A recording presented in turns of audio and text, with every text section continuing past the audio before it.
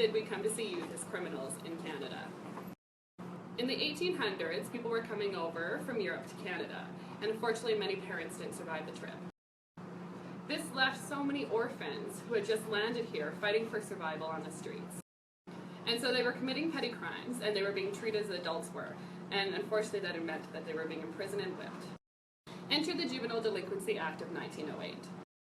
In this act, they tried for alternative sentencing, saw the youth as mischievous, and then the court system took on a parental role. So a 1965 report showed that the alternative sentencing wasn't working. Enter the 1984 Young Offenders Act. So this act again tried for enforcing the alternative sentencing. It also removed the children from the adult correctional facilities and gave them their own youth ones.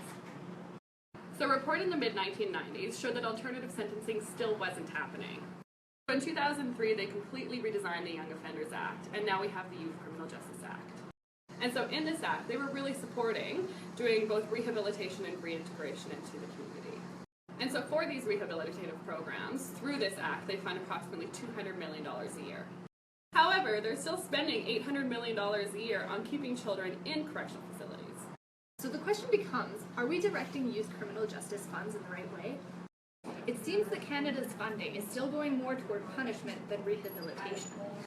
Did you know that Canada invests $1,800 per youth for rehabilitation, whereas $100,000 is invested in incarcerated youth annually? There seems to be a massive disparity here, and something needs to change. Think of a time in your youth when maybe you committed a crime.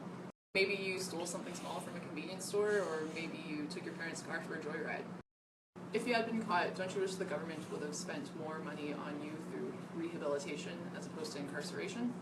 Effective rehabilitation programs aren't possible unless we have more funding.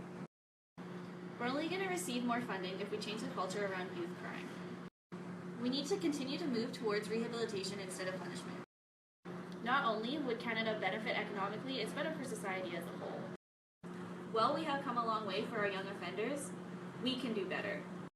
Kids make mistakes, it shouldn't define them for the rest of their lives.